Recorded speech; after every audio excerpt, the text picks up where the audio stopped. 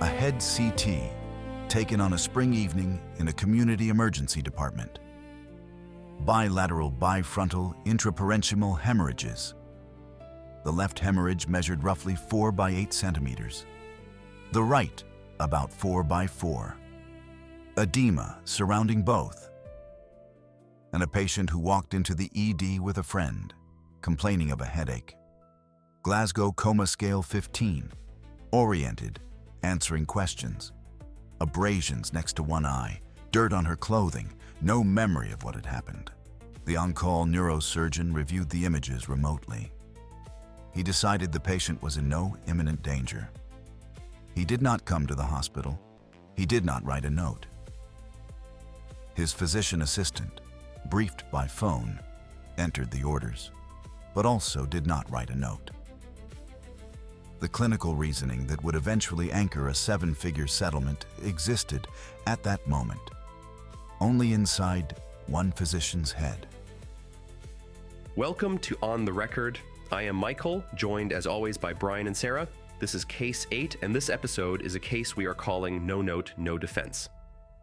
The Charted Defense is an educational program for physicians and clinicians. It is not a law firm, and nothing in this episode constitutes legal advice or medical advice. Laws governing medical practice and malpractice vary by jurisdiction, and physicians should consult qualified legal counsel for guidance specific to their state and situation. Case details discussed are drawn from publicly available court records, published opinions, and peer-reviewed sources. Where appropriate, patient, physician, and institutional identifiers have been anonymized.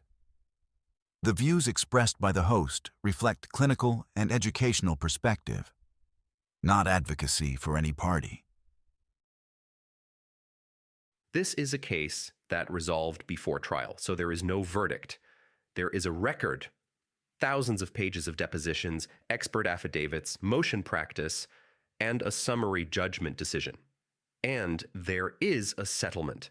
The question I want to come back to around 70 minutes from now is what we can take away from this case. What patterns, what habits, what questions to carry to the next shift. The patient was a college student.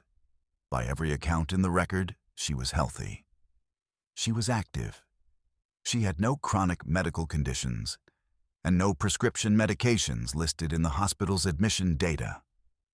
On the evening of her presentation, she walked into a community emergency department late in the evening with a friend. The triage note read, "Patient presents to the ED. Complaint of head injury. Status post, fall down a hill." The patient herself said she was unsure exactly what had happened, but thought she had fallen down a hill the night before. She had abrasions next to her left eye and on her face. There was dirt on her clothing. She had no recollection of the events leading up to the fall or after it. Her Glasgow Coma Scale was 15. She rated her pain 5 out of 10. She denied alcohol or drug use. Her urine toxicology screen was negative. Her blood alcohol level was negative. Her urine pregnancy test was negative. There were no focal neurological deficits on the emergency physician's exam. There were, however, 2 complications embedded in that otherwise reassuring presentation.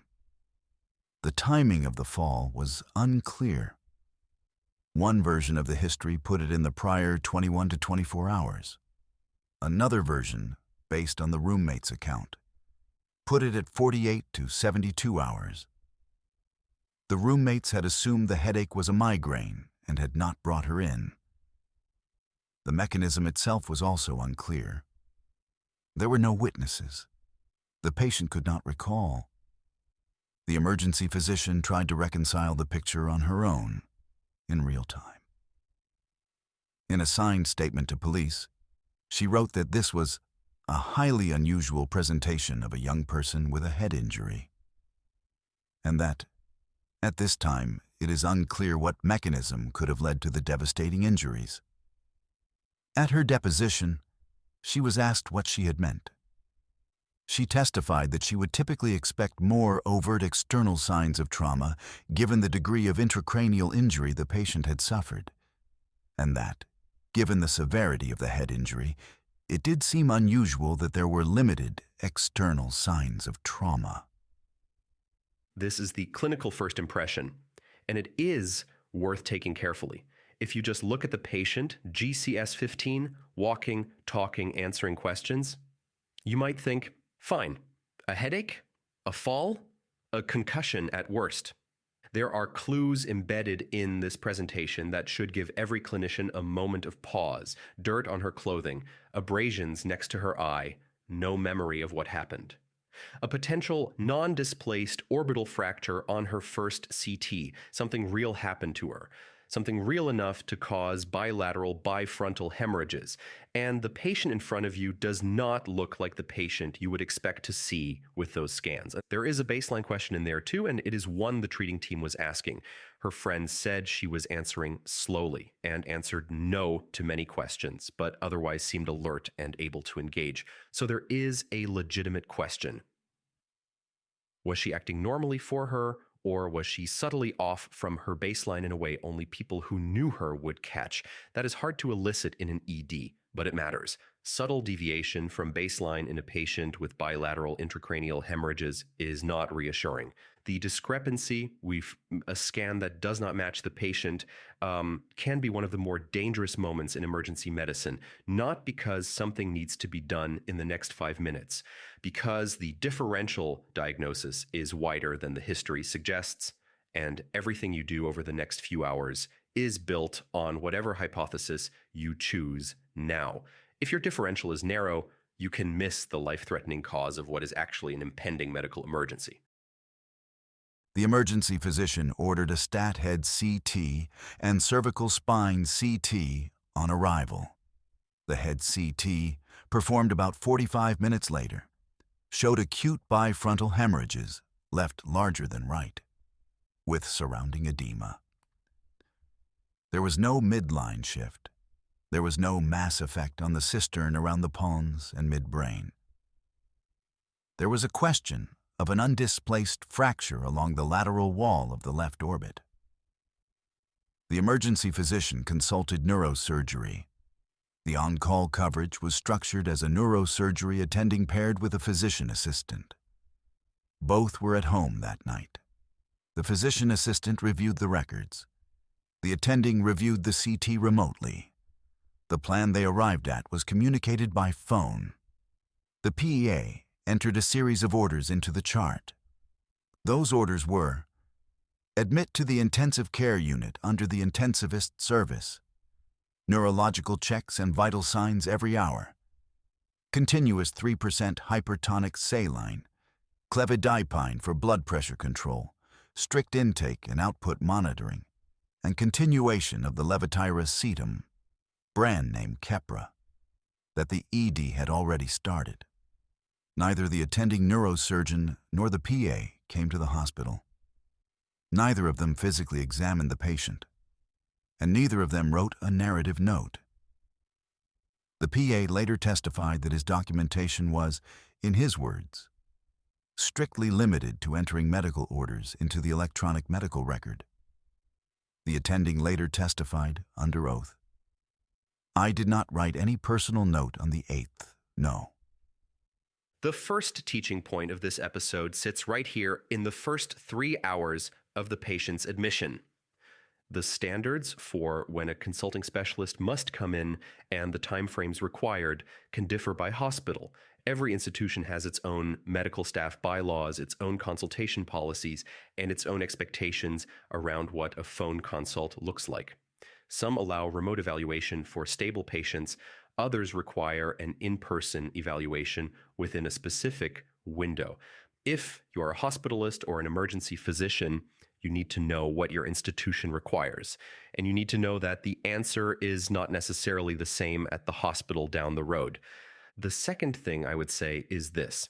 If you have concerns that this patient might need an in-person evaluation, speak up. Tell the specialist you think they need to see the patient.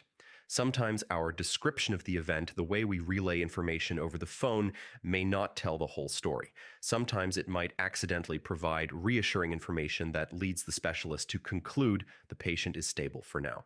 That is a judgment call, and it is a call that the bedside clinician has to make actively, not passively.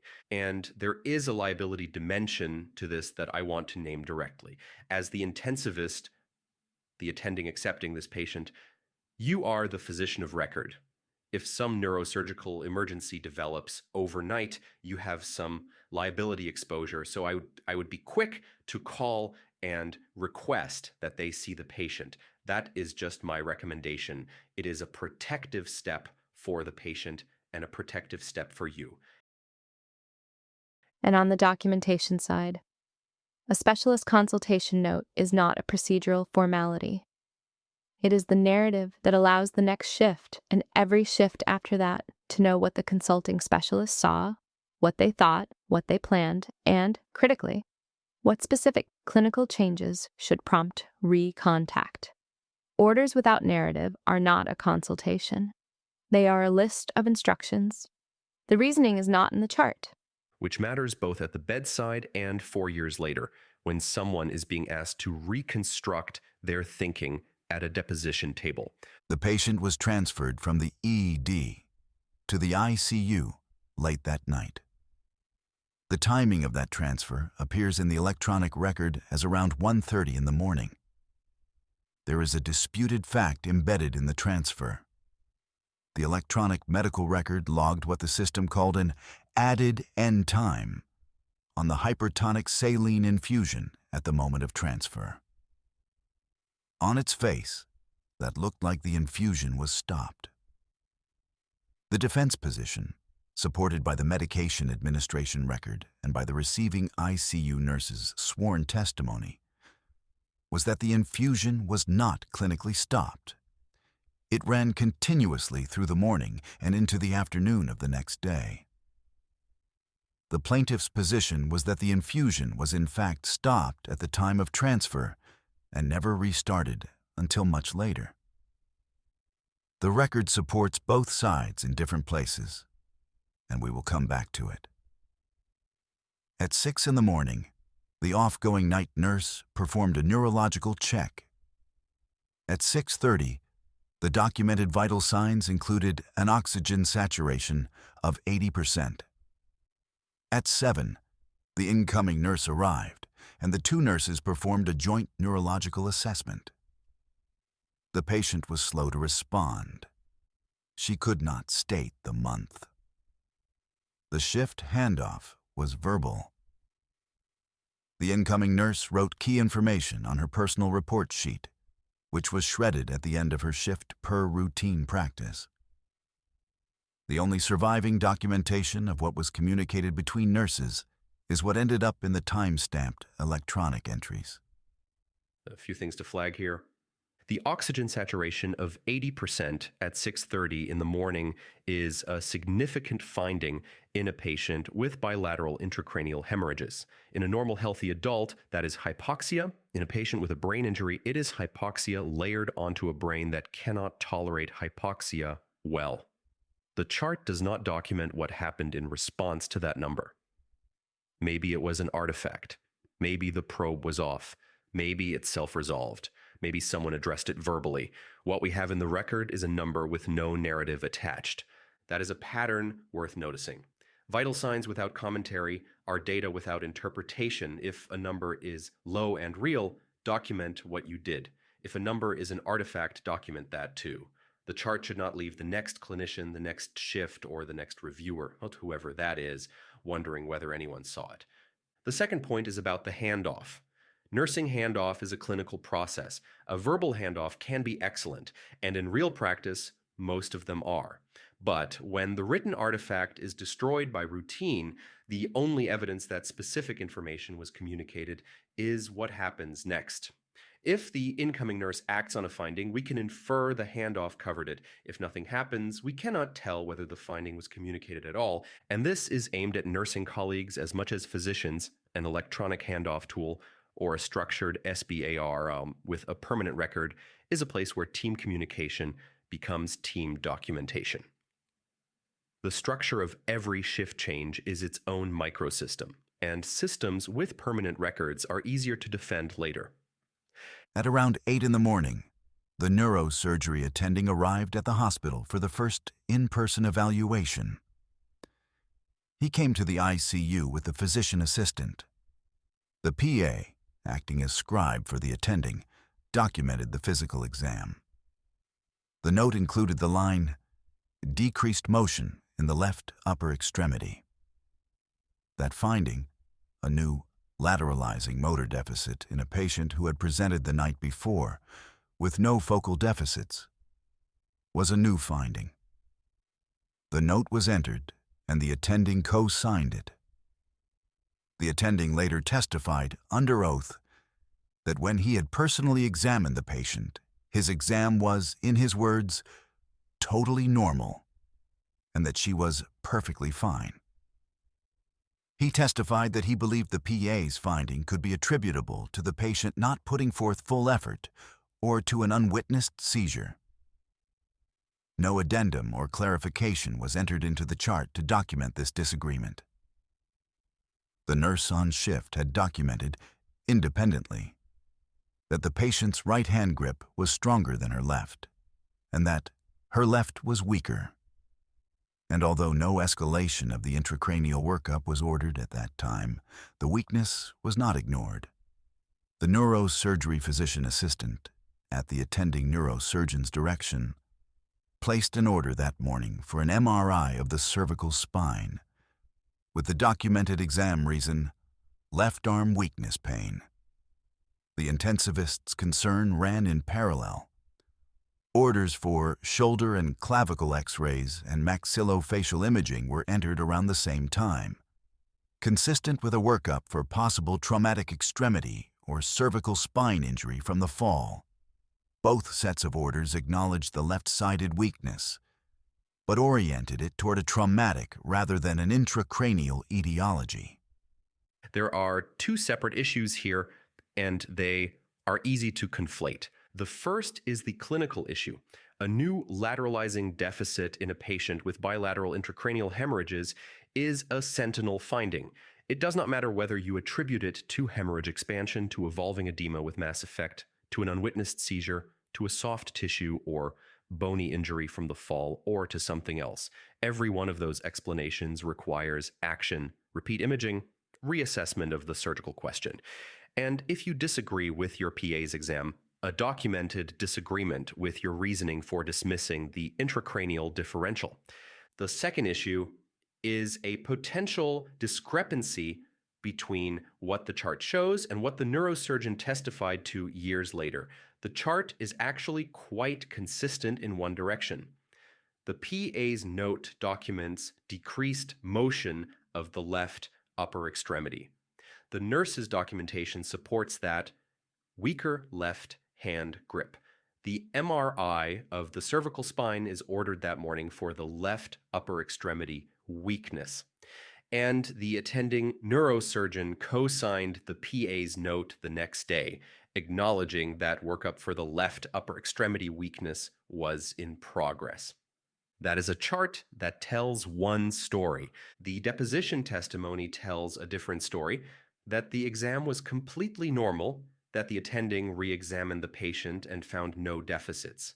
This is a potential discrepancy that we have talked about in earlier episodes. The chart is consistent. The later testimony deviates from the chart, and a jury or a judge reviewing the record will weigh those differently than you think. When the record contradicts the testimony, the record tends to win. And this is a moment where the documentation discipline we discussed earlier matters in reverse. If the attending believed the PA's exam was inaccurate based on his deposition, the time to document that was in the chart, at the time, with the reasoning. Patient examined, left upper extremity motion preserved. Discrepancy with prior PA note likely attributable to effort or whatever you think is causing it. No escalation indicated. 2 sentences, done. Without that, the only formal record of the exam is the PA's note that the attending co-signed, and co-signing a note is, legally and clinically, an endorsement of its content. The teaching point here is not that the attending was wrong about his clinical call. He may have been right.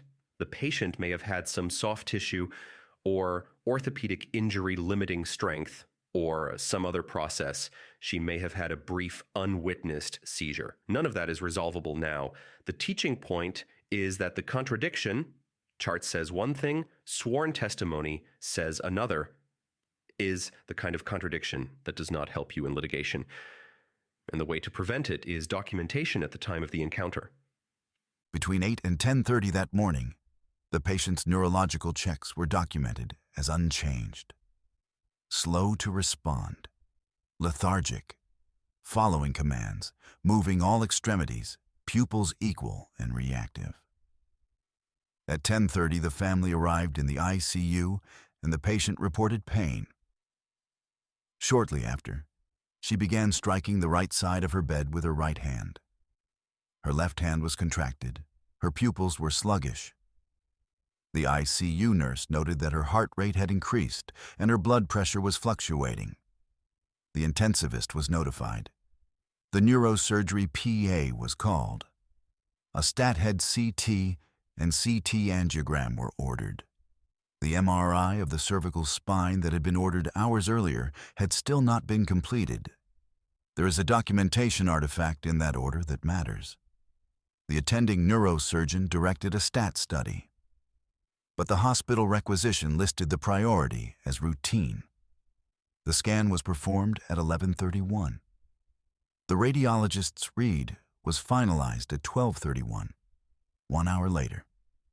The radiologist's official impression of the repeat head CT described extensive bilateral frontal hemorrhages, more extensive than the initial study, with new areas of hemorrhage in the left frontal lobe near the vertex and possibly on the right side.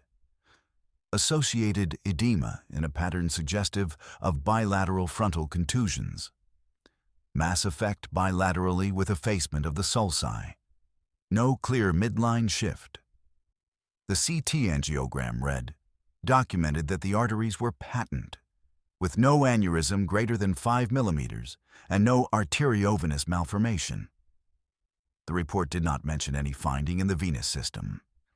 That omission became important to the litigation. Both experts who later reviewed the imaging, the plaintiff's radiology expert and the defense neuroradiology expert, agreed that a venous thrombosis of the sagittal sinus was visible on the CT angiogram. The hospital radiologist did not report it. No supplemental or amended report was ever issued. The electronic access records later showed that the attending neurosurgeon did not open the CT angiogram report until 2 hours after the scan, and roughly the same moment the patient was sliding into an irreversible coma. Between 1 and 1:30 that afternoon, the patient developed recurrent focal seizures, decorticate posturing, and lapsed into coma. Several things are layered into this segment, and they have to be separated. The imaging itself showed hemorrhage expansion. That part was correctly read. The edema was worse. The mass effect was worse. What was missed was the venous thrombosis on the CT angiogram. The diagnosis of cerebral venous sinus thrombosis on a non-contrast CT is hard. A dense sinus sign or a cord sign can suggest it, but the sensitivity is low, roughly 25 to 30% in most published data. CT angiography and CT venography are the appropriate studies. So if the CT angiogram showed the clot, that is where it should have been identified. And the findings on the repeat head CT itself deserve a second look in light of what we know now. Bilateral frontal hemorrhages, a new area of hemorrhage near the vertex, sulcal effacement without a strong arterial territory pattern. That combination is compatible with cerebral venous sinus thrombosis causing hemorrhagic venous infarction. Superior sagittal sinus thrombosis classically produces parasagittal, often bilateral hemorrhages with edema, and the pattern often does not respect a standard arterial territory. At the same time, the same 12-hour evolution is fully compatible with blossoming traumatic contusions, which commonly enlarge during the first several hours and into the first day. The fact that the radiologist described the edema as suggestive of bilateral frontal contusions means the morphology looked traumatic on that scan. The honest read is that the imaging is consistent with CVST evolution, but not specific for it, and trauma remains a strong competing explanation unless venous imaging shows otherwise. That misread matters, and we will come back to it. But the clinical team did receive new objective data from the CT angiogram to act on based on what the radiologist did report. The patient had hemorrhage expansion. She had worse edema. She was clinically deteriorating. That alone demands action. Repeat neurosurgical assessment, reevaluation of the surgical question, consideration of escalating ICP management. About the dexamethasone, the intensivist ordered dexamethasone during this window for cerebral edema. We can talk about whether that was the right call. The CRASH trial established that high-dose steroids in moderate to severe traumatic brain injury increase mortality. The Brain Trauma Foundation guidelines do not recommend steroids for TBI, but I do not think dexamethasone is the most important teaching issue here, in my opinion. In the setting of a rapidly deteriorating patient with a catastrophic event unfolding in front of the team, a single dose of dexamethasone ordered to temporize is not likely the inflection point of this case. But it is still worth noting. What matters more is two other things. One is the delay in reviewing the scan. 2 hours between scan completion and the ordering physician opening the report is a long time in a deteriorating patient. And it is compounded by the fact that the order, which was stat verbally, was logged as routine on the requisition. Different electronic systems handle priority differently, and some systems default ASAP and urgent into the routine queue. If you say stat and you need stat, check that the requisition says stat. Otherwise, you may be waiting on the processing queue without knowing it. 2 is the communication dimension. As the hospitalist or intensivist, you are the attending. You are at the bedside more than the consulting neurosurgeon. You have the most information about what has changed clinically. If you see the repeat scan and you see worsening, or if the patient's clinical course diverges from what the specialist was told, document that you communicated it to neurosurgery. Because if a case ever turns on who knew what and when, that documentation is the record that protects the bedside team. Always remember, we are the advocate for the patient. The patient was intubated for impending respiratory failure in the early afternoon. A brain MRI was ordered and performed in mid-afternoon.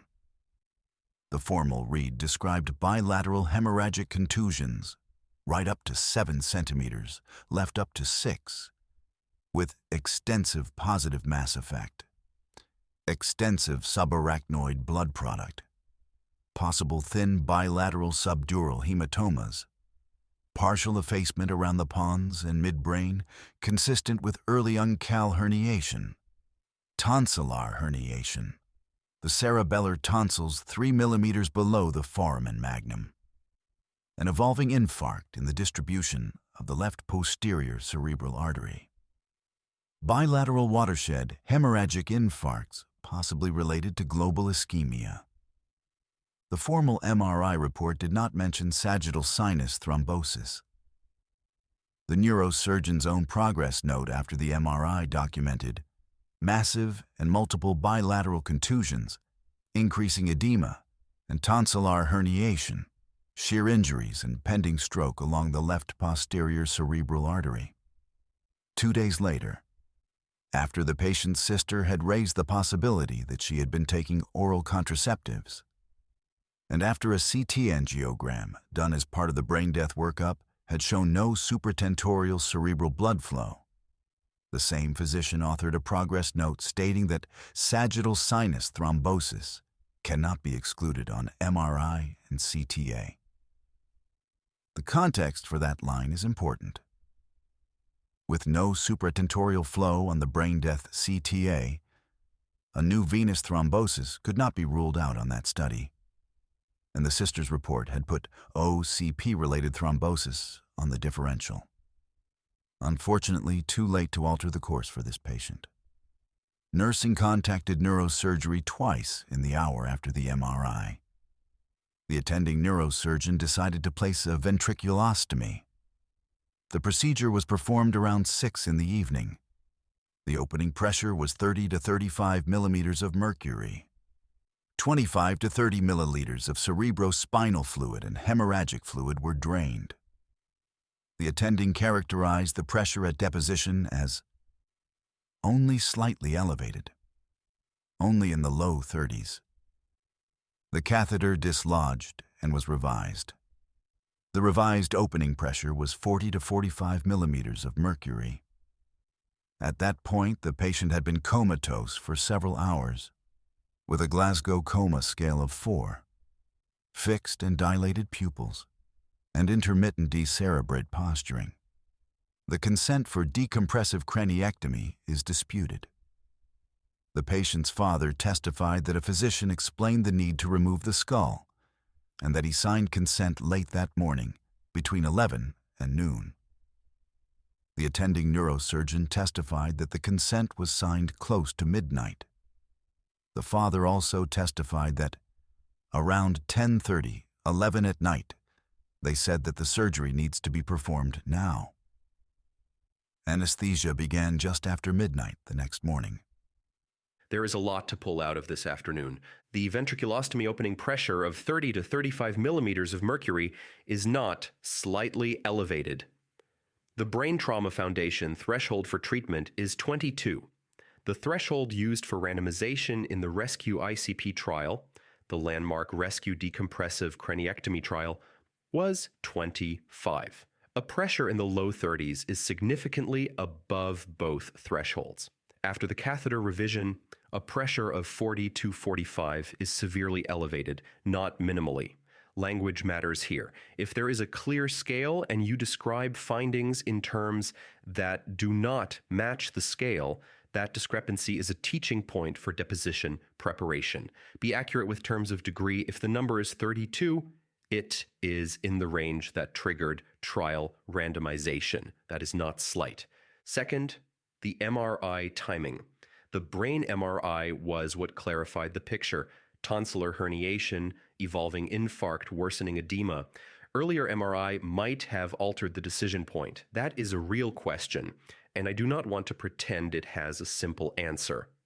MRI is a longer study. It tends to have more delays in ordering and acquisition than CT, which means that when you have a concern in the morning and you anticipate that care decisions will depend on MRI findings, that is the time to push to expedite it. Make it unambiguous that this is a study that drives a decision, not a study that is added to the work list.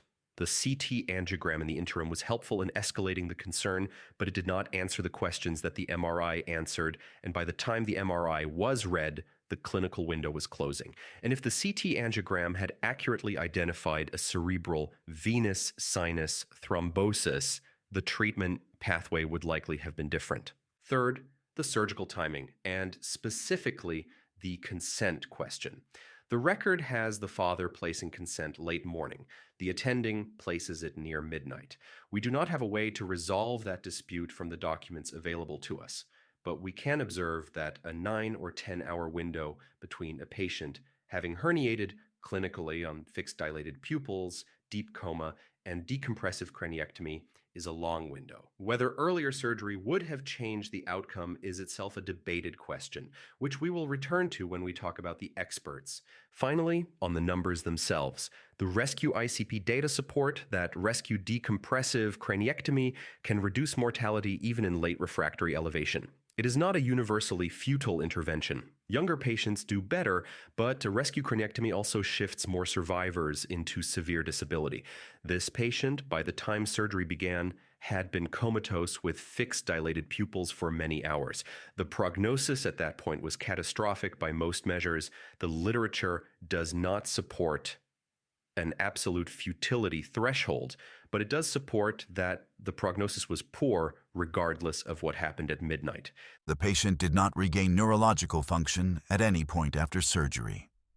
She developed diabetes insipidus and required vasopressin analog. She required transfusions for anemia. Her Glasgow Coma scale remained at 3. Pupils fixed and dilated. No response to pain. No corneal reflex. Not breathing over the ventilator. Brain death testing was initiated that evening, but could not be completed immediately because the patient's core temperature was below the protocol threshold of 96.8 degrees Fahrenheit. After warming, a full brain death checklist was completed by the neurologist. Coma, cause known, irreversible. Normothermia restored. Systolic blood pressure adequate. Pupils non-reactive. Corneal reflex absent. Oculocephalic and oculovestibular reflexes absent. No motor response to noxious stimuli.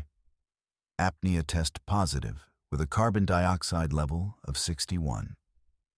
Ancillary CT angiogram confirming no cerebral blood flow. Brain death was declared at around 10 that evening, roughly 48 hours after the patient had walked into the emergency department. Physical death followed extubation about a week later. Within months, the family filed a lawsuit. And the question that would consume the next 4 years, the question that would eventually resolve for over $1 million, was not whether anyone meant harm. It was whether the care was delivered in time, and whether anyone documented what they were thinking. 2 observations before we move to the legal side. The first is that we do not have the complete medical record. What we have is what was filed in discovery and what was quoted in depositions. That means we do not know how many times physicians came by to reassess this patient. We do not know everything the nursing team observed. We do not know what conversations happened at the bedside that were never charted. Some of what was absent from the chart may have happened. It simply did not make it into the record. That is part of the lesson. If we do not have the note, we do not have the encounter. I'm going to advocate throughout this episode for a very specific discipline. When you come by and reassess a patient with active changes in status, write a brief addendum. It does not have to be long, a line, 2 sentences. You do not have to rewrite the assessment. You just have to document that you were there, what you saw, and what you decided. If the care was good, that note will reflect it. If the care turns out to be a teaching case years later, that note is the evidence that you were engaged. The second observation is about the subsequent neurosurgery documentation, which I do want to credit. Once the deterioration began, the attending neurosurgeon did write progress notes documenting the evolving picture. An afternoon note capturing the decerebrate posturing, the autonomic instability, the suspicion of diencephalic seizures, and the plan for EEG, intubation, and MRI. A later note documenting the catastrophic MRI findings, the Glasgow Coma scale of 4, the family discussion around a grave prognosis, and the rationale for ICP monitoring. These notes exist. They capture what was happening. They are what the record should look like in an evolving emergency. Time-stamped, specific, clinically honest. The initial gap on the night of admission is a real point of concern, and it shapes the record in ways that will matter later in the litigation. But I want to name where I think the bigger clinical problem is. The bigger problem from the second day is the delay in surgical intervention after signs of impending and then active herniation were already visible. Documentation is necessary. The note is how we make our reasoning visible. But documentation alone does not save a patient. You also have to know when to intervene. And that is the part of this case where the clinical stakes were highest. Within months of the patient's death, the family filed a medical malpractice and wrongful death action in state court. 14 defendants were named, among them the on-call neurosurgeon, the emergency physician, the intensivist, the neurologist, the neurosurgery director, 2 physician assistants, and several corporate entities affiliated with the hospital and the neurosurgical group. The core allegations were that the defendants failed to timely and properly examine, test, and diagnose the patient's condition, that they failed to appropriately administer or manage medications for cerebral edema, including hypertonic saline, mannitol, and dexamethasone, and that the director of neurosurgery engaged in negligent supervision by allowing a physician assistant to respond to an emergency trauma call rather than the attending physically evaluating the patient. The damages claimed were conscious pain and suffering, mental anguish, and wrongful death. A few words on what a medical malpractice complaint actually is, in plain terms. A malpractice claim has 4 elements: duty, that the physician had a doctor-patient relationship creating a duty of care; breach, that the physician departed from the accepted standard of medical practice; causation, that the breach caused harm; and damages, that the harm is legally compensable. Breach is usually expressed as departures from accepted standards of medical practice. That is a phrase you will see in every complaint. It is a legal framing, not a clinical judgment. It means the plaintiff is alleging that a reasonably skilled physician in the same specialty would have done something different. Causation, in most jurisdictions, combines 2 concepts. But for causation, would the harm have happened anyway? And substantial factor causation, did the breach contribute substantially to the outcome, even if it was not the sole cause? In a case like this, where multiple physicians are involved in the care, substantial factor reasoning allows plaintiffs to argue that multiple departures together cause the harm, even if no single departure would have alone. And why 14 defendants? Plaintiffs typically name broadly at the outset for 2 reasons. One is preservation. The statute of limitations for adding a defendant is narrower than the period for discovering who may bear responsibility. 2 is leverage in discovery. Naming a defendant gives plaintiffs the right to depose them. Most named defendants in a complex medical case will not be the focus at trial, but they have to be named early to remain available later. Discovery in this case spanned more than a year and included depositions of the treating physicians, the physician assistants, the nurses, and members of the patient's family. Several of the depositions produced testimony that would shape the summary judgment decisions and ultimately the settlement posture. The attending neurosurgeon admitted directly that he did not write a note on the night of the patient's admission.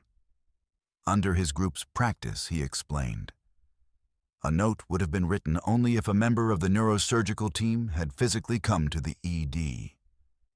Since he reviewed the CT remotely and communicated the plan through his PA, the plan was captured in the PA's orders, and there was no narrative note from either of them. The intensivists' dictated history and physical included 5 transcription blanks. Some were contextually minor. Others, including one in the line about the type of hemorrhage and one in the line about the duration of the headache before presentation, were more clinically significant. The entire physical examination section was also absent from the dictated note. At deposition, the intensivist acknowledged this. He said, in his words, "It is obvious we have to fill the blanks, but sometimes it's omitted. And regarding the missing exam, it is omitted here. I don't see in my dictation. That is a typographical omission. I don't know how it is lost, but I don't see it here." The director of neurosurgery distanced himself from the attending neurosurgeon's employment structure and from any supervisory role. He testified, "I don't need to supervise an attending neurosurgeon." And later, referring to the attending, "I wouldn't consider him, again, a colleague." The physician assistant who was called to the ED on the night of admission confirmed that he had not written a narrative consultation note. When asked whether he had entered anything beyond medical orders, he answered, "No." One legal point worth explaining because it came up repeatedly in the depositions. When plaintiff's counsel attempted to ask the director of neurosurgery questions about the standard of care, whether it was acceptable for a neurosurgeon to review films remotely, whether the attending was required to be available to operate, Defense counsel objected under what is sometimes called the Carvalho rule. That rule, in its essence, prohibits plaintiff's counsel from forcing one defendant physician to provide expert opinion testimony about a co-defendant physician's standard of care. The rule exists because a defendant physician is a fact witness. They can testify to what they did, what they observed, and what they thought. They are not an expert witness, disclosed in advance, retained to opine on another physician's care. A treating physician can testify as a fact witness about what they saw, diagnosed, and did for the patient. Once the testimony shifts into professional opinions, especially causation, prognosis, or another physician's standard of care, it is usually expert testimony rather than ordinary fact testimony. In many cases, that testimony is still allowed from a treating physician, but only if the case lawyers have disclosed the physician under the applicable expert witness rules. In a deposition, if you are asked to judge another clinician's standard of care, that is a signal to slow down and look to counsel. Counsel may object, but unless privilege or a court order is involved, the usual rule is that the testimony proceeds subject to objection. If you are sitting in a deposition and you are being asked about another physician's standard of care, pause. That is often exactly the moment your counsel will object and instruct you not to answer. Exactly. And the reason the objection matters here is strategic. If plaintiffs had been allowed to force the director of neurosurgery to testify that the attending should have come in, they would have had a defendant physician establishing a standard of care violation in the co-defendant's care. That is testimony worth a lot at trial. The objection, whether or not the court ultimately sustained it, blocked that path. The plaintiffs disclosed 2 retained experts whose opinions would shape the case. The first was a board-certified neurosurgeon who chaired the Department of Neurosurgery at a major academic medical center. His opinions were directed at the attending neurosurgeon's decisions over the 30 hours between admission and cranectomy. He opined that the attending neurosurgeon had deviated from the standard of care by failing to perform a timely decompressive craniectomy. He opined that the signs and symptoms of cerebral herniation were clearly visible on imaging and incompletely responsive to medical management. In his words, the attending failed to offer and perform a decompressive craniectomy at a time that such treatment had a high probability of being effective and life-saving. He identified a specific inflection point. The afternoon brain MRI, he opined, was the first opportunity to treat the patient so that she would have the opportunity to have the best possible recovery. Surgical decompression, he opined, was indicated and necessary at 5 p.m. The evening of the deterioration, about 7 hours before craniectomy began.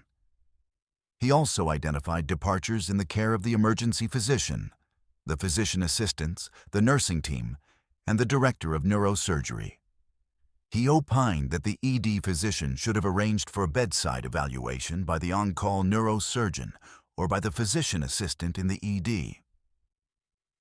He opined that the PAs and nursing team deviated by failing to re-administer the hypertonic solution when the patient arrived at the ICU, and by failing to order, perform, and record sufficient and frequent bedside neurological examinations.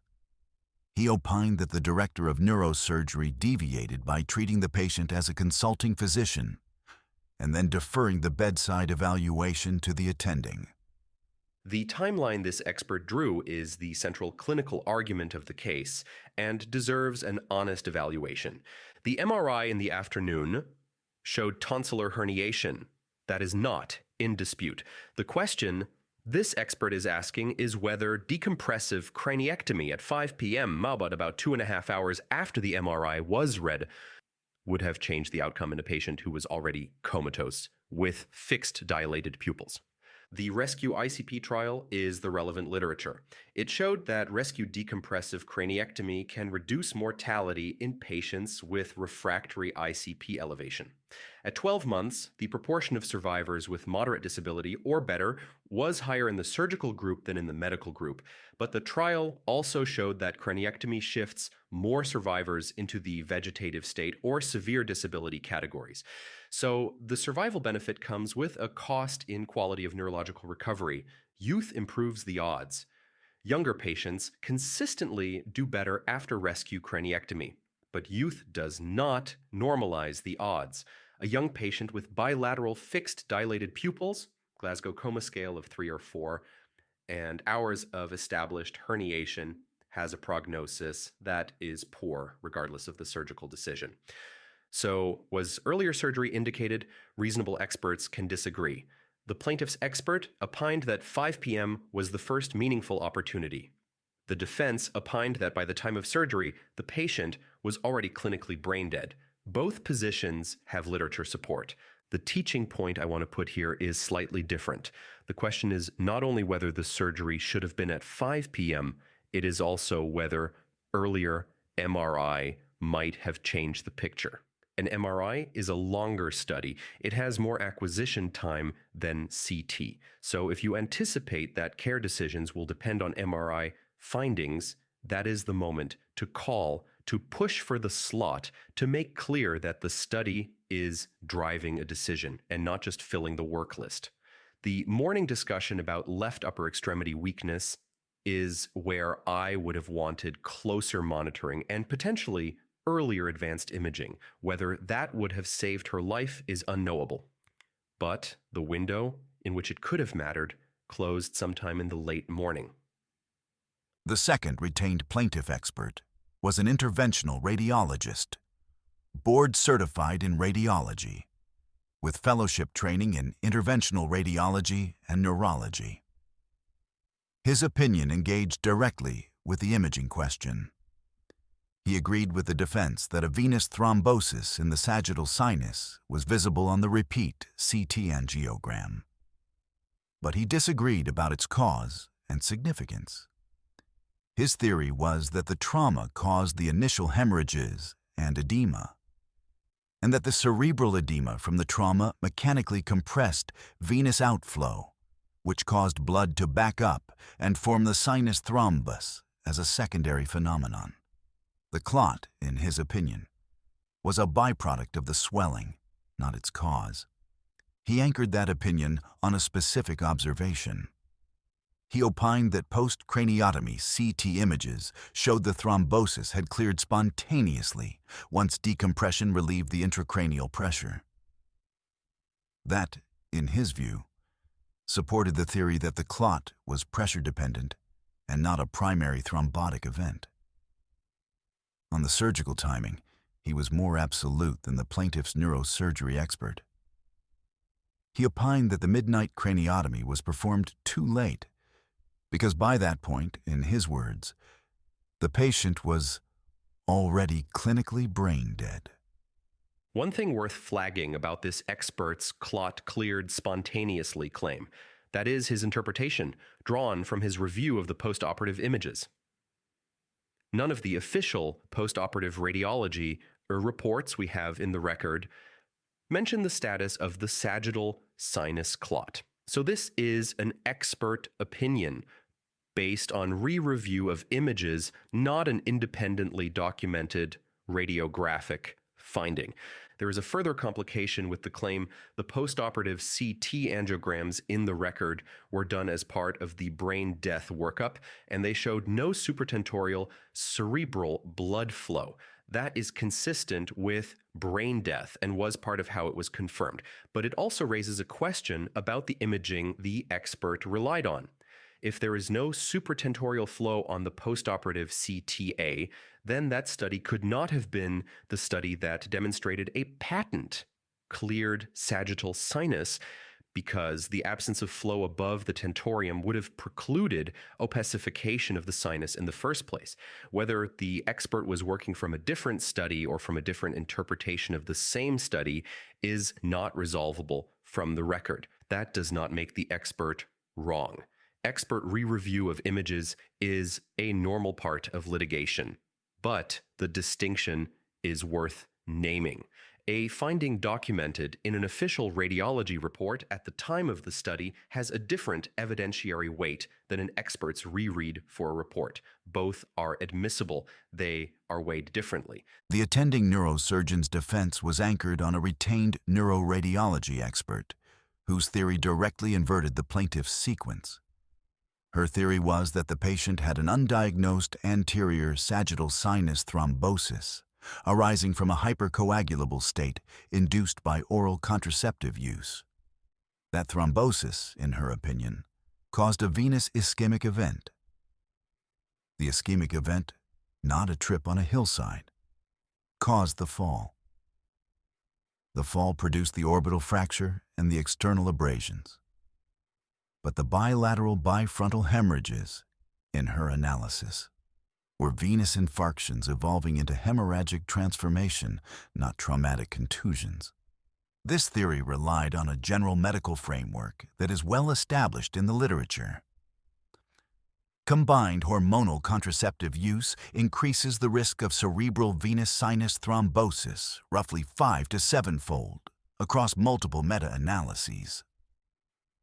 Bilateral parasagittal hemorrhages in a young woman on hormonal contraception fit a venous territory pattern.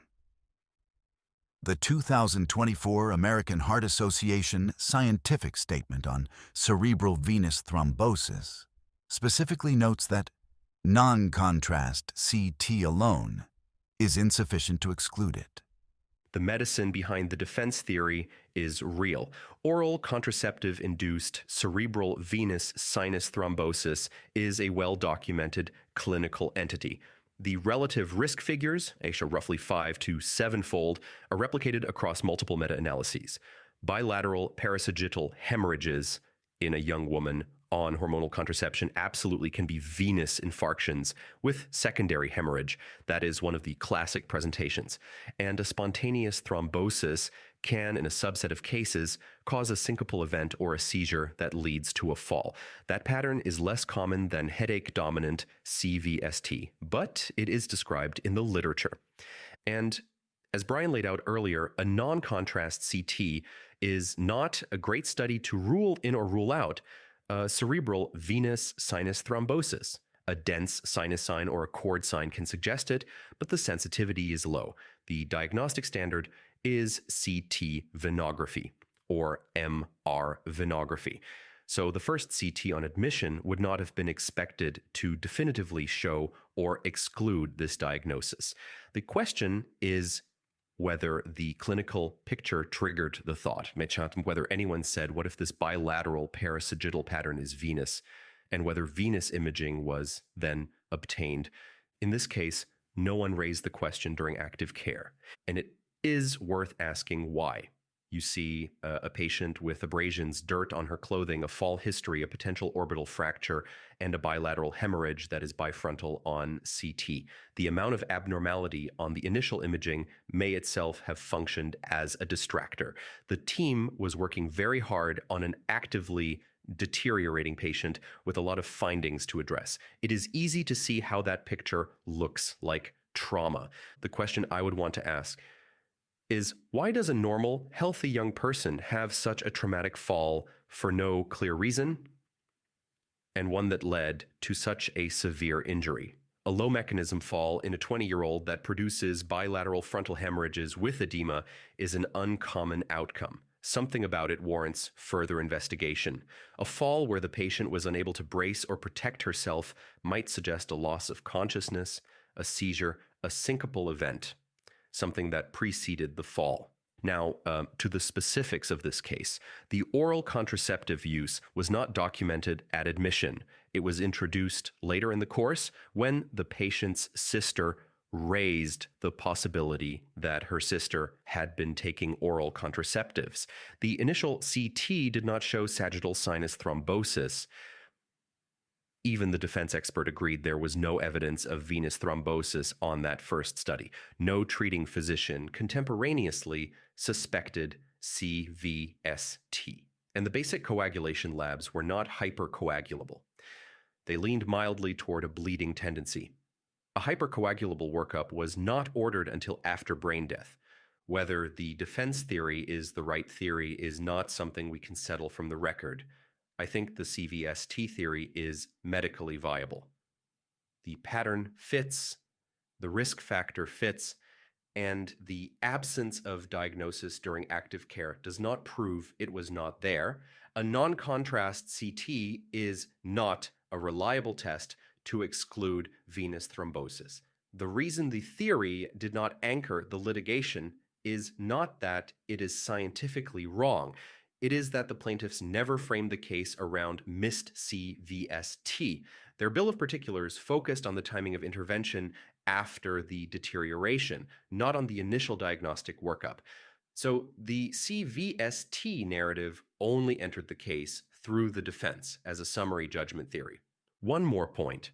Whether the injury started as trauma or started as thrombosis might not even materially change the allegations about delay in intervention. Either way, traumatic hemorrhage with expanding edema or hemorrhagic venous infarction from CVST. The clinical picture was a patient in severe intracranial crisis who needed escalated evaluation and treatment.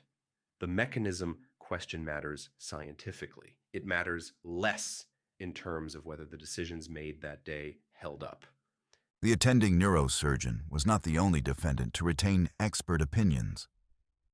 Each of the other named defendants retained expert support appropriate to their specialty. The emergency physician's defense was supported by a board-certified emergency medicine expert who opined that the ED care, ordering the appropriate imaging, promptly consulting neurosurgery, and relying on the consulting specialist's judgment for admission disposition, was within the standard of care. The intensivist and the hospitalist were supported by a board-certified pulmonary and critical care expert who opined that their care, including the ventilator management, the deferral to neurosurgical expertise, and the medication orders, met the standard of care. The physician assistants were supported by a board-certified neurosurgery expert who opined that the PAs acted appropriately under attending direction within their scope of practice and did not make improper, independent clinical decisions. The neurologist was supported by a board-certified neurology expert who opined that the neurology care, treatment of active seizures, ordering of the brain MRI, and management of the seizure workup was appropriate, and that a neuroradiology consult was not required because the patient was already being followed by neurosurgery. The physician staffing company was supported by an additional emergency medicine expert who opined that reliance on the specialist's decision was standard practice for the ED physician. The legal strategy here is worth naming. The defense in a case with many defendants was not one unified theory. It was a series of specialty-specific shields. Each defendant presented an expert focused on their own standard of care. Each expert stayed within their specialty and did not opine broadly on the overall management. This is a standard defensive posture in multi-defendant medical cases. This is a theme we have talked about in other episodes. Multi-defendant medical cases are complicated. As a hospitalist, what I take from a case like this is the strategy Sarah just described.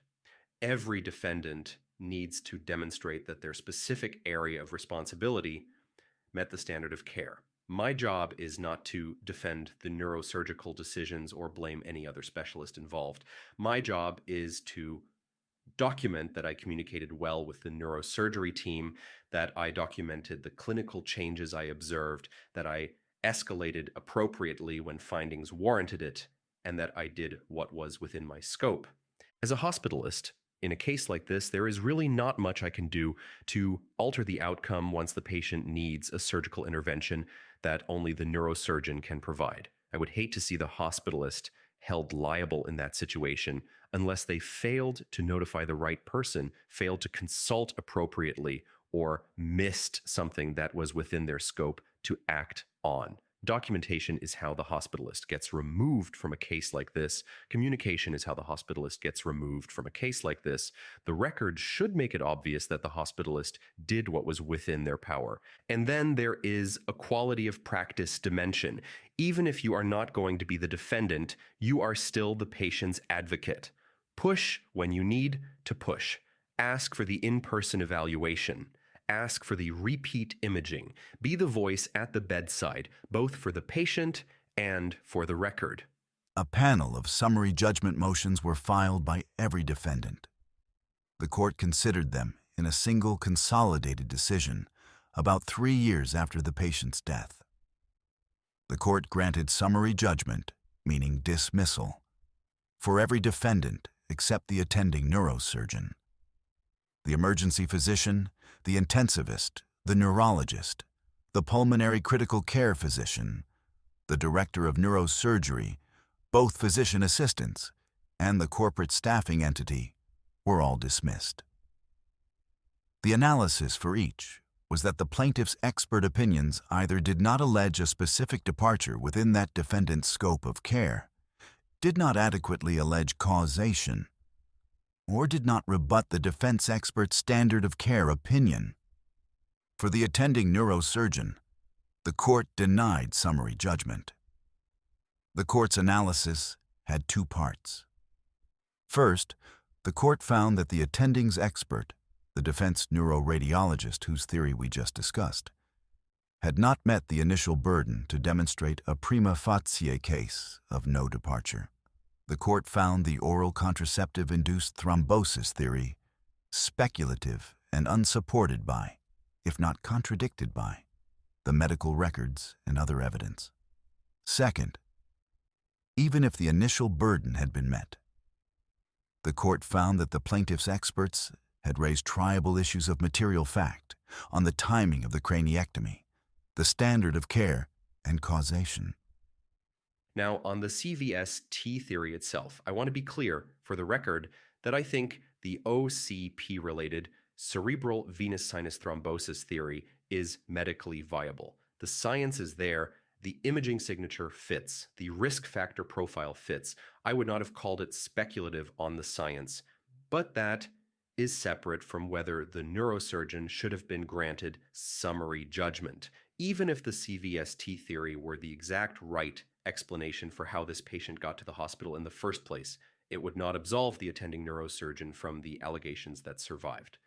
Those allegations are about the timing of intervention after the patient showed signs of impending and then active herniation. That is a triable question, and it is not answered by naming the initiating mechanism. If anything, a CVST framework raised during active care would have expanded the available interventions, additional imaging, neuroendovascular consultation, consideration of anticoagulation, not narrowed the question of whether decompression was timely. That path was never explored because the diagnosis was never considered, but the path existed. And the question the court was asked to decide is the right one, given the timing of recognition and surgical intervention. Is there a triable dispute? The answer is yes. A brief note on what summary judgment actually means, in case this is new for some listeners. On a motion for summary judgment, the judge is not deciding which side is right on the medical facts.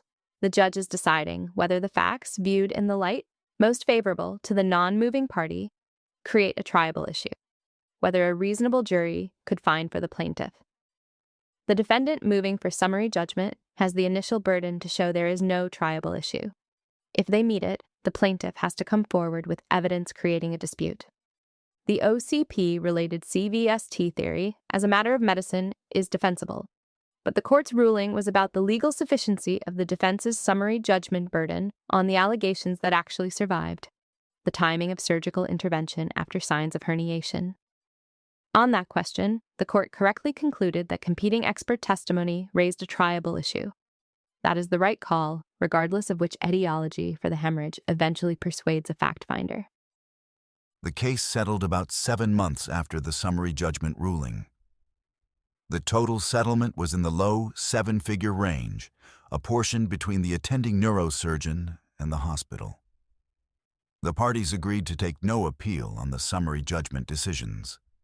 Attorneys' fees and costs were approved by the court. A stipulation of discontinuance was filed as to all defendants later that summer. The apportionment of a settlement like this tells you something about how the parties read the risk. The attending neurosurgeon's exposure was significantly larger than the hospital's. That reflects the posture going into trial. He was alone. The other individual defendants had been dismissed. He was facing a plaintiff's expert, who was the department chair at a major academic neurosurgery program. The causation theory advanced by his own defense expert had been characterized by the court as speculative. And the operative questions, timing, standard of care, documentation gaps, were going to be presented to a jury in a trial that was likely to feature extended testimony about the hours the patient spent deteriorating without an attending neurosurgeon at the bedside. The hospital's exposure was smaller because it was primarily vicarious, tied to the actions of employees and agents, most of whom had been dismissed on summary judgment. With the direct claims narrowed, the hospital's trial exposure was narrower too, and the settlement reflects that. A pre-trial settlement in this posture is a defense calculation about trial risk. It is not an admission of wrongdoing. Settlements happen for many reasons. Litigation cost, the emotional burden of trial on the family and on the defendants, the uncertainty of any jury verdict. The numerical split gives you a rough sense of where the parties thought the exposure lived. It does not tell you anything definitive about what a jury would have done. There is one piece of this case worth returning to.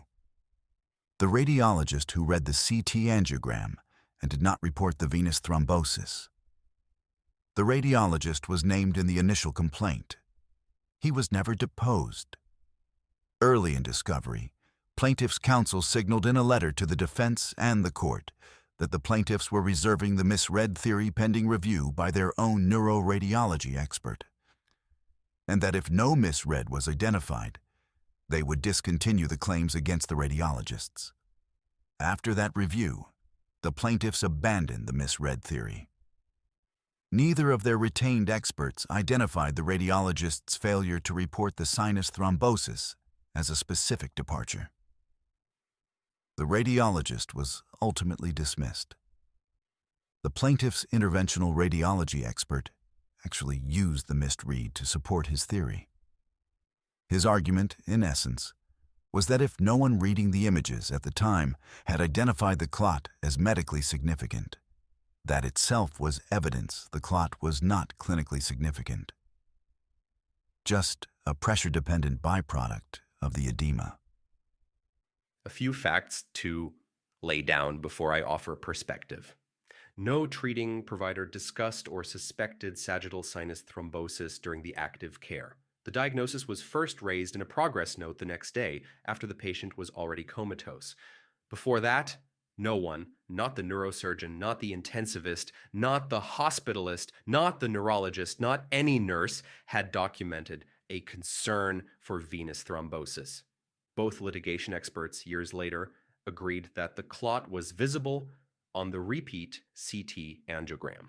But during the active care, the only people who had the imaging in front of them and the expertise to identify it were the hospital radiologist and likely the neurosurgeon. The radiologist did not report it. Everyone downstream was operating on his official read, which is to say, if the thrombosis was present and visible, it was a missed finding by the radiologist, and the other physicians reasonably acted on the report they had. Reading a CT angiogram for venous thrombosis is not in the scope of hospitalist practice, I would think. I personally would not know how to diagnose a cerebral venous sinus thrombosis on a CTA. I'm relying on the radiologist's read and on whatever the neurosurgeon tells me after they have reviewed the images. There is also a plaintiff strategy observation worth discussing. Going with a missed CVST theory could have introduced opportunities for the defendants to build stronger defenses, different experts, different causation arguments, a chance to argue that the diagnosis was difficult to make at the time, and that anticoagulation in a patient with hemorrhage would have been a hard call on its own. If that calculus was in the plaintiff's minds, missed CVST could have been a less attractive claim to pursue than surgical timing. It is worth raising because it speaks to how a single case can be framed in more than one way. The systems lesson is still there. The one objective, verifiable miss in this case, a finding both experts later agree was visible and not reported, was the one thing that never became a liability theory.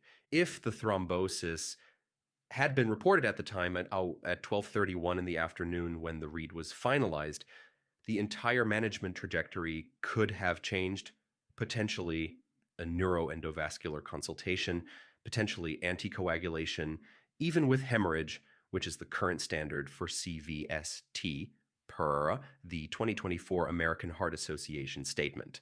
Potentially a completely different framework for understanding what was happening.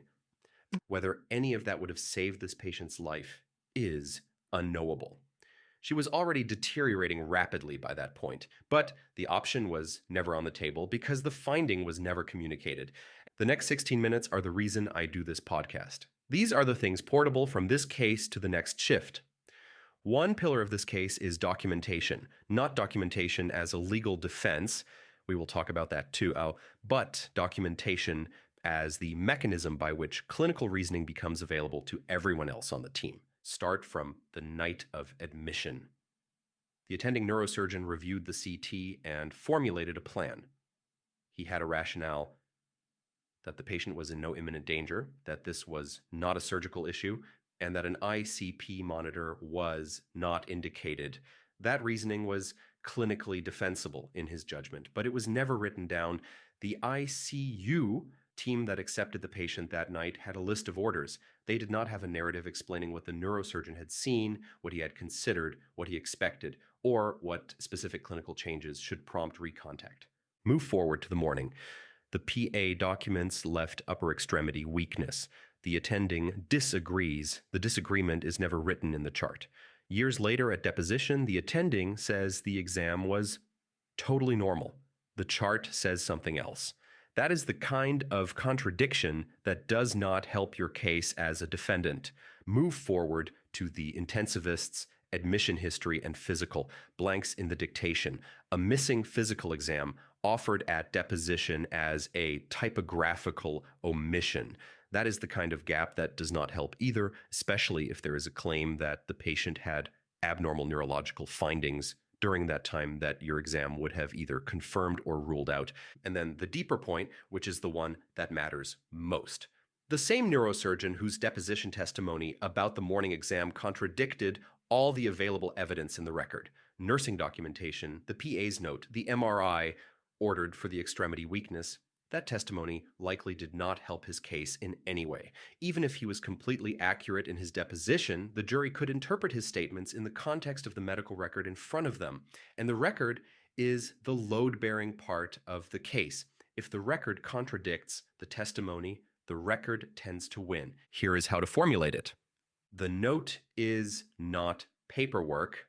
The note is the mechanism by which your clinical reasoning becomes available to the team caring for the patient at 3 a.m, to the quality committee reviewing the case 6 months later, and to you sitting at a deposition table trying to reconstruct what you were thinking on a night 4 years ago. There is also a clinical dimension. Writing the note engages a different part of your thinking. When you pause to articulate your reasoning, you sometimes catch things you missed. Sometimes stopping to write down what you believe about a patient will itself give you the reason to further explore the possibility that you are wrong. That is a quieter benefit of documentation. It is not just a shield. It is a check on your own thinking. And on the legal side, a narrative note is a very important piece of evidence a physician has in defending their care. Orders are a list of instructions. A narrative note is a record of thought. The second teaching pillar is cognitive. Here is the cascade that runs underneath this case. Step 1, the chief complaint at triage, fall down a hill. That phrase on its own starts closing doors. It invokes a trauma schema. It triggers a trauma imaging bundle, non-contrast head CT in cervical spine. It could suppress the ordering of vascular imaging that would otherwise be on the differential. Step 2, anchoring on the mechanism. Once trauma is the working diagnosis, every subsequent finding is interpreted through that lens. A bilateral bifrontal hemorrhage becomes a pair of contusions rather than a possible venous infarction. An orbital abrasion becomes corroboration of the fall without triggering more discussion of why she fell. The mechanism may not fit the severity. A standing height fall in a healthy young college student rarely produces 4 by 8 centimeter hemorrhages, but that mismatch does not dislodge the anchor. Step 3, premature closure.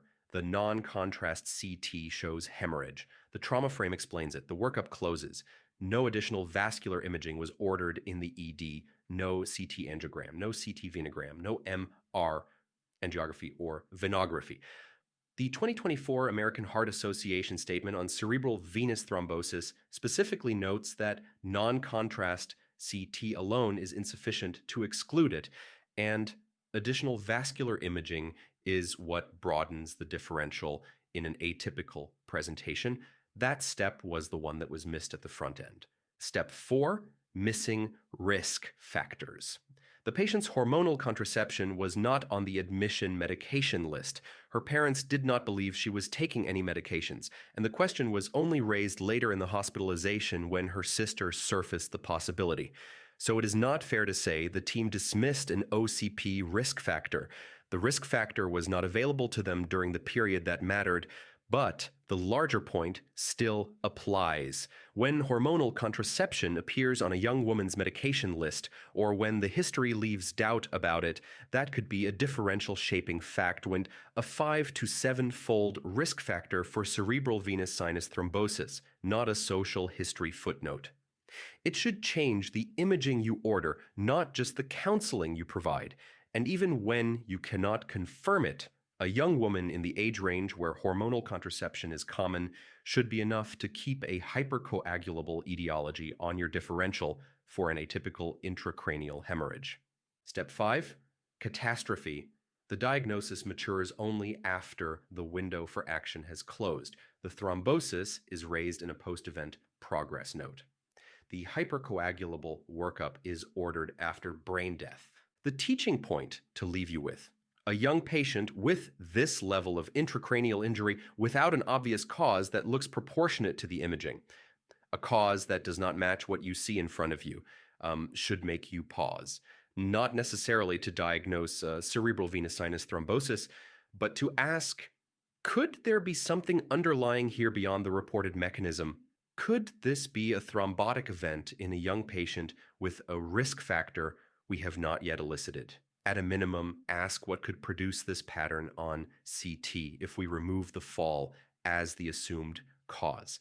That kind of pause can lead to additional emergent imaging. And this is where the case becomes portable. Remember this pattern. Remember this diagnosis when a patient walks in with bilateral frontal hemorrhages disproportionate to the mechanism and a scan that does not match the patient. File that image. Cerebral venous sinus thrombosis is rare and diagnostically difficult and life-threatening if missed. You may see this pattern once in a career. If you recognize it the next time, you might be able to change the outcome for a patient. The chief complaint is not neutral data. It is the first diagnostic hypothesis. When you write fall in the triage box, you have already started closing doors.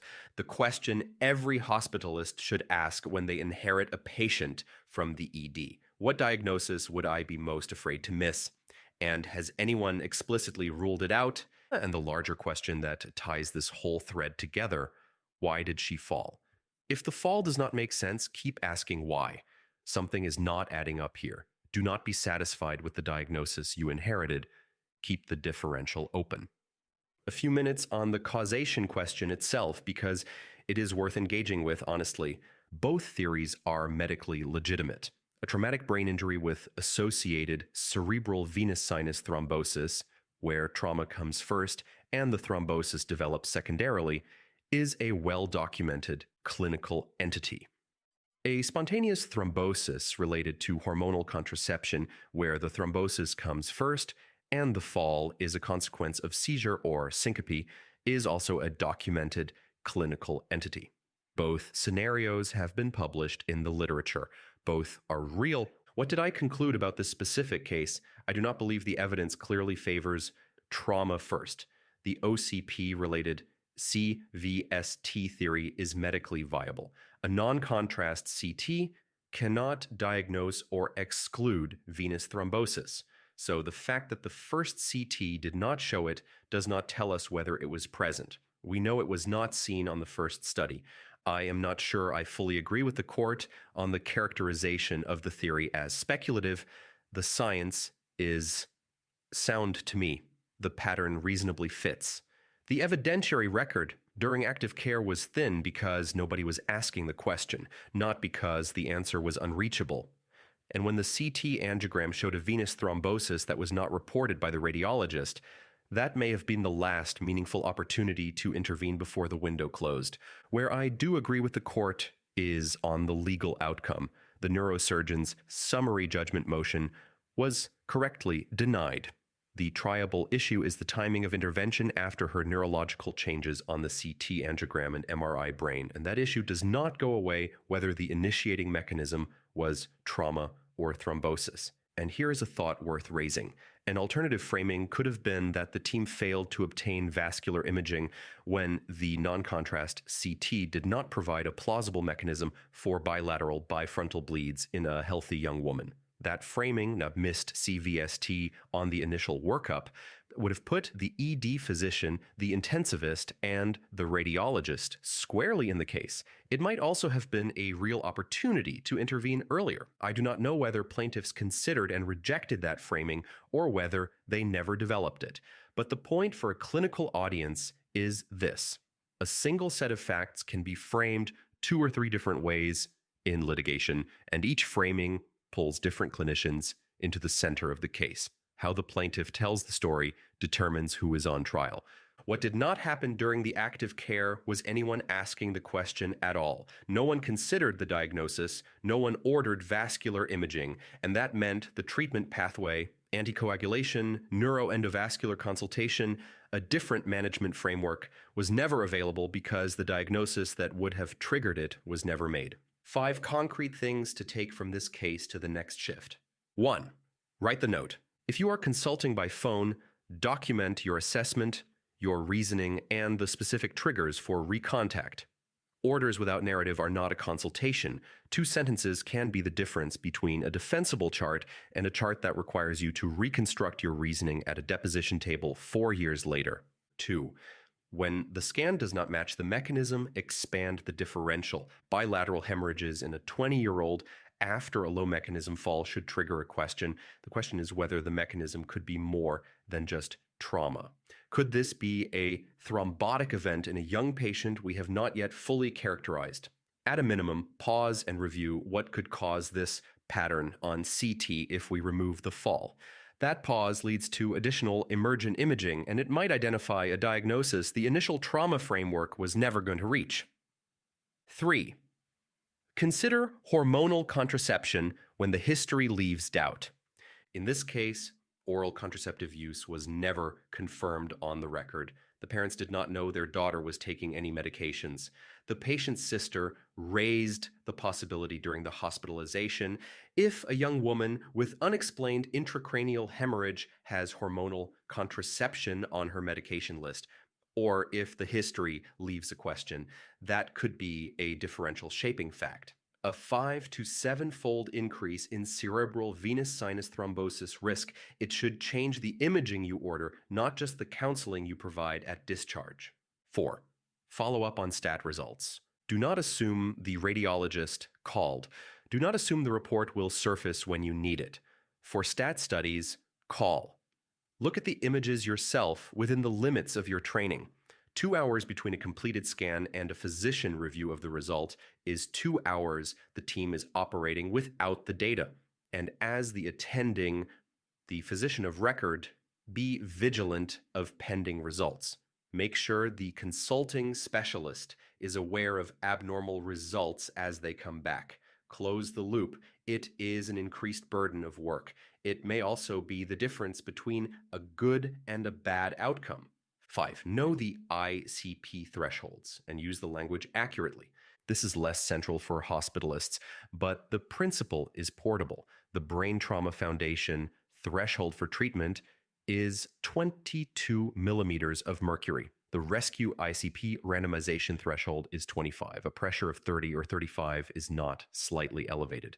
A pressure of 45 is not minimally elevated. If there is a clear scale and the evidence supports where a value falls on that scale, use language that tracks the evidence. Slightly elevated. In a situation where the number sits above the trigger for surgical trial randomization is a phrase that can be used against you. A plaintiff's attorney can turn that phrase into an argument that you did not recognize how dangerous the pressure was, and that your lack of recognition led to delayed intervention. Be precise with terms of degree. A final image before we close. A head CT taken on a spring evening. Bilateral frontal hemorrhages. A patient who walked into the emergency department and could not remember what had happened to her. And a team of providers who, over the next 30 hours, worked to make sense of what was in front of them. On the chart of defense, we go through these cases to learn. Like most of the cases we review, this one involves a complex and rare diagnosis on top of a rapidly evolving clinical picture. We are not here to blame a physician or a healthcare system for a bad outcome. We are here to take away everything we can from the case so that if any of us ever finds ourselves in a similar situation, we are ready. Thanks for listening. The public case name, the court, and the sources are in the episode notes. We will see you next time. The Charted Defense is an educational program for physicians and clinicians. It is not a law firm, and nothing in this episode constitutes legal advice or medical advice. Laws governing medical practice and malpractice vary by jurisdiction, and physicians should consult qualified legal counsel for guidance specific to their state and situation. Case details discussed are drawn from publicly available court records, published opinions, and peer-reviewed sources. Where appropriate, patient, physician, and institutional identifiers have been anonymized. The views expressed by the host reflect clinical and educational perspective, not advocacy for any party.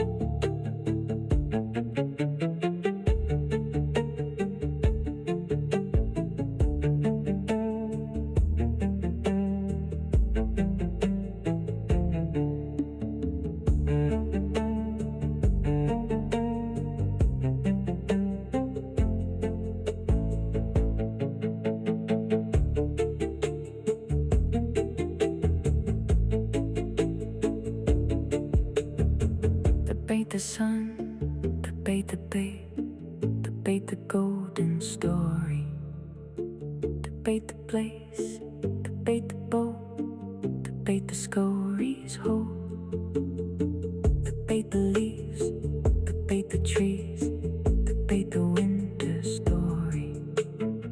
The wind is down, the wind is down, debate the seething sun, debate the sun.